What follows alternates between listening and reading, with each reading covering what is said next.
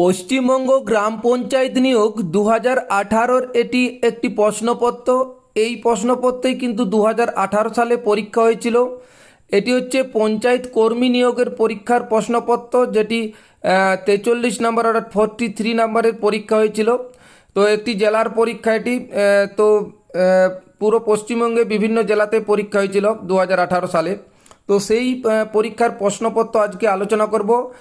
পুরো ভিডিওটা দেখার অনুরোধ রইল, যেহেতু এটা বিগত সালের প্রশ্ন, এই ধরনেরই প্রশ্ন কিন্তু আসতে পারে। তো পুরো ভিডিওটা দেখলে অবশ্যই অনেকের অনুমান হবে যে কীরকম প্রশ্ন আসতে পারে এবং অনেক উপকার আসবে।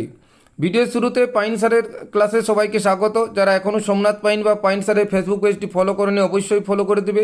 ইউটিউবে দেখতে চাইলে পাইন স্যার ইউটিউবটি অবশ্যই সাবস্ক্রাইব করে দেবে।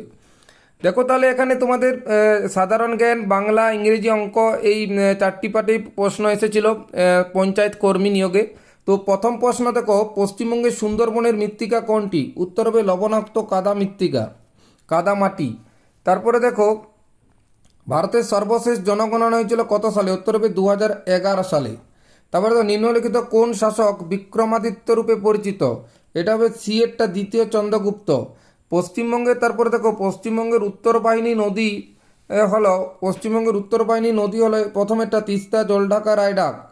তারপর দেখো, পশ্চিমবঙ্গের রাজধানী অবস্থিত কোথায়? নিরক্ষরেখার নিকট, কর্কটক্রান্তি রেখার নিকট, মকরক্রান্তি রেখার নিকট, আর্কটিক সার্কেল। এটা হবে কর্কটক্রান্তি রেখার নিকট। তারপরে দেখো এদিকে, কোন নিয়মে তিনটি একই রকম তবে বিজাতীয় কোনটি? এটা দুধ। তারপরে দেখো, একটি রাজ্যসভার সদস্য পদে থাকার মেয়াদ হচ্ছে 6 বছর রাজ্যসভার। তো নিচের কোনটি প্রাচীনতম বেদ? এটা হবে ঋগ্বেদ। তা পশ্চিমবঙ্গের কোন জেলায় সবথেকে বেশি মালভূমি আছে? উত্তর হবে পুরুলিয়া জেলা। হিমালয়ের পাদদেশের সমভূমি দার্জিলিং জেলায় কী নামে পরিচিত? উত্তর হবে তরাই। তারপরে এদিকে দেখো, এবারে ইংরেজি চলে যাবো। ইংলিশে fill in the blanks with the correct preposition. He is dash the phone right now. এটা দেখো রাইট নাও। 11টা হবে এটা C, on the phone right now. 12টা দেখো, I have no desire dash to fame. 12 B for. তারপরে দেখো পরের পাতাতে,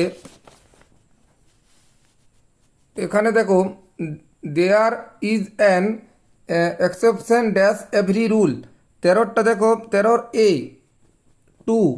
তারপর দেখো, Rama is dash M A in English, an M A in English. The sun rise dash the sky. 15টা, এটা বিয়েরটা হবে in the sky. Netaji Subhash was born dash 23 January in the year 1897। এটা হবে অন, সি এরটা। Netaji Subhash was born on. তারপরে 21এরটা দেখো, এটা অঙ্ক আছে 21। তারপরে 17টা দেখো, আগে honest is dash the policy. 17টা, 17 ডি হবে the. Rina is senior dash Hina. 2 হবে, এখানে 2 অপশন নেই, ফ্রম বা টু, এটা 2 হবে, 2 হিনা।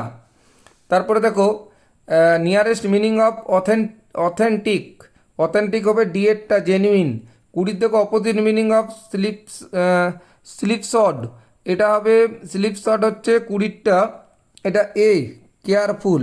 এবারে গণিত আছে, দেখো গণিতগুলো একটু তোমরা দেখে নাও ভালো করে। এগুলো যেহেতু অঙ্কগুলো কষতে হবে, তা এরকমই উত্তর হবে না। তো এগুলো দেখে নাও, তোমরা একটু উত্তরগুলো করার চেষ্টা করবে। তাও দু একটা করেছিলাম। দেখো 21এরটা উত্তর হবে ডি এরটা। 22এরটা উত্তর হবে বি।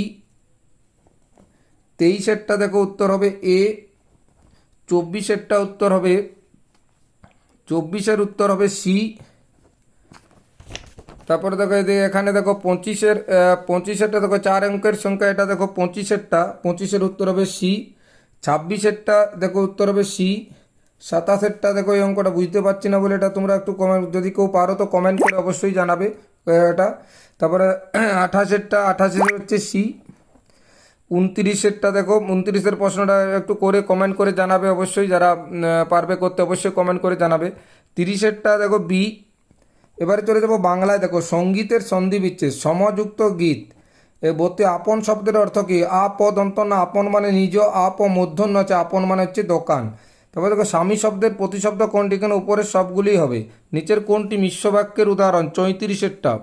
34 মিশ্র বাক্যের উদাহরণ হবে 34 এই, যে ভালো ছেলে তাকে সবাই শ্রদ্ধা করে। তারপরে দেখো, কোনটি সঠিক সন্ধি? 35-এরটা। 35-এর সমযুক্ত চায় সঞ্চয়, শুদ্ধ বানান কোনটি এখানে? শুদ্ধ বানান, এটা তোমরা শুদ্ধ বানানটা কমেন্ট করে অবশ্যই জানাবে কোনটা শুদ্ধ বানান। তারপরে কৃপণের নিকট টাকা চাওয়া ড্যাশ মাত্র। 37-এরটা হবে সি, অরণ্য রোদন। মূর্খের সঙ্গে তর্ক করা। 38-এর এ, নিরর্থক। 39-এরটা হচ্ছে কর্মভোগ এড়ানো যায় না, কর্মভোগ এড়ানো যায় না, এটা হবে কৃতকর্ম। 40 ছেলেটি কোনো কর্মের নয়, কুড়ের বাদশা। দুঃখ বিনা সুখ লাভ হয় কি? এটা কি হবে? মোহিতে। শেষের কবিতা একটি হচ্ছে উপন্যাস। তারপর সে যেতে চায় তথাপি বসে আছে, কোন শ্রেণীর বাক্য? এটা যৌগিক বাক্য। তো এই যে দেখো প্রতিটি বাংলার থেকে কিভাবে ব্যাকরণ দেওয়া আছে, প্রতিটি ব্যাকরণ, ইংরেজি ব্যাকরণ, এইভাবে কিন্তু প্রতিটা সিলেবাসে এবারও 2026-এ যারা পরীক্ষা দেবে এইভাবে এরকমই প্রশ্ন আসবে। এই প্রশ্নের পিডিএফ চাইলে অবশ্যই কমেন্ট করবে, কমেন্টে অবশ্যই পিডিএফ পাওয়া যাবে। এছাড়া স্টাডি মেটেরিয়াল বা অনলাইন ক্লাসের জন্য অবশ্যই নম্বর দেওয়া থাকবে, সেখানে কন্ট্যাক্ট করতে পারো। সবাই ভালোভাবে প্রিপারেশন নাও এখন থেকে। ধন্যবাদ।